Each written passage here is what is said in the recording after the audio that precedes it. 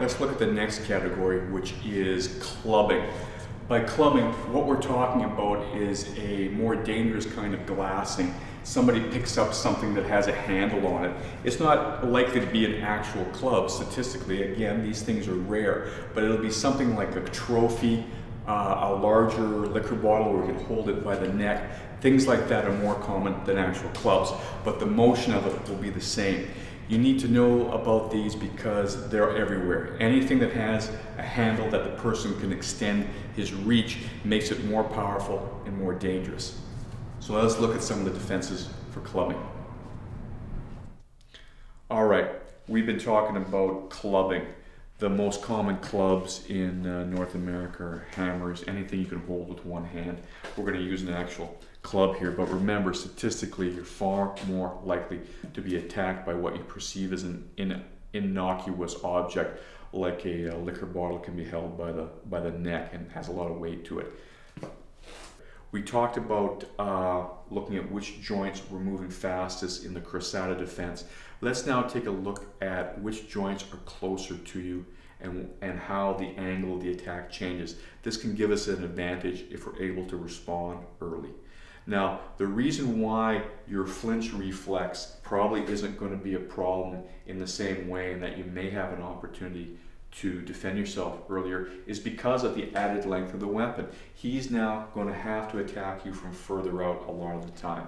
And this gives you a longer field of vision. It gives your brain more stimulus and more time to understand what's going on. So you're less likely to have a flinch, either a good one or a bad one. So this may give you a fraction of a second longer to be able to assess the situation. Now, as he winds up to hit you, for this moment, if he winds up high, which he may very well do, you can see that his wrist is the farthest joint away from me, then his elbow, then his shoulder is actually closest to me. So if I don't have to, I shouldn't have to wait until the club is close to me and then try a defense. This is viable, but it's missing an opportunity. So as he winds up, his shoulder is closer to me and I may be able to defend there. But as he winds up far, again, we want to try to get a hold of that bicep first if we can.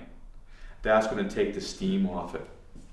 So when we do this against punches, a lot of the time wrestlers refer to this as the cobra, because it looks a little bit like a snake. What I'm doing is basically a slapping and hooking action, and again, I can go to my overhook. So again, with this extra distance, we have the flinch problem isn't as great, but we have a greater distance, so I need to be thinking about this in the same way as I would with a punch. The difference is I want to extend my reach. So as he winds up, yes, I could cover this the same way as a punch, but I want to try to maximize my reach. So as he winds up, I come in and try to get that cobra right on his bicep and slap down. From here, I overhook the same way and pull it in tight. My priority is to make sure that I've jammed his initial attack, so it's not as dangerous to me, and I take away his capacity to hit me again. Now with a club here, everything's the same. I can do the combat o sotogeri. I could even go to other throws if I know them well enough, but there's another option. As soon as he has this longer thing, whether it's a hammer, whether it's a bottle with a long neck, the idea is the same. There's enough leverage here that I can use the weapon itself to take it out of his hand, and then you can see the situation that this sets up for him. So in the old days, when we did this defense, we would control here, but then we would move to the side in case he was pressuring on us, and then we would step in front and we would do a hip toss.